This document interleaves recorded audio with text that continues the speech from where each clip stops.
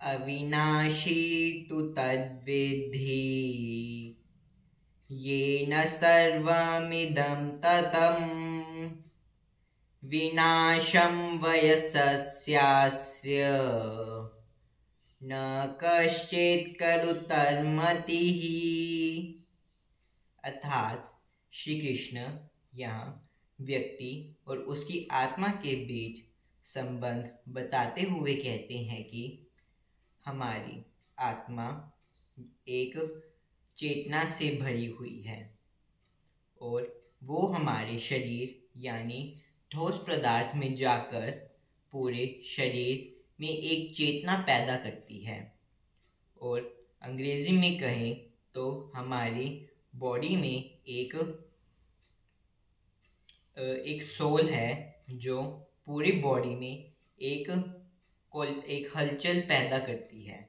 यानी अगर हम अपनी साइंस के कंसेप्ट से देखें तो साइंस कहती है कि हमारी बॉडी एक मैटर से बनी है और मैटर एक छोटे छोटे एटम से बना है और एटम्स में हलचल होती रहती है। जितनी भी पॉसिबल फ्रीक्वेंसीज हैं उससे वो हलचल करते रहते हैं आपस में एटम्स। तो ये जो श्लोक है वो उस कंसेप्ट से बहुत मिलता जुलता है। जैसे कि इसमें श्री कृष्ण बताते हैं कि हमारी सोल यानी कि एक हमारी सोल आत्मा हमारे बॉडी में जाकर एक चेतना पैदा करती है। यानी हमारे मैटर में जाकर एक एनर्जी पूरे एटम्स में एक फ्रीक्वेंसी से कोलिजन कराती है। यानी हर मैटर में एक एटम हर टाइम कोलिजन करता रहता है। और यही जो कंसेप्ट है वो इस श्लोक में श्री कृष्ण द्वारा बताया गया है। एक और श्लोक से इसको मैं और एक्सप्लेन करना चाहूँगा। नैनं छिन्दति शस्त्राणि नैनं दुदति पावकः न चैनं कृतियस्यापो न शोषयति मारुतः। अर्थात इस श्लोक में श्री कृष्ण अर्जुन से कहते हैं कि हमारी आत्मा किसी भी औजार से काटी नहीं जा सकती और ना ही पावक यानी ये एक पर्यायवाची है आग का, ना ही हमारी आत्मा को जलाया जा सकता है और हमारी आत्मा को ना ही पानी डालकर भिगोया जा सकता है और ना ही हवा देकर सुखाया जा सकता है।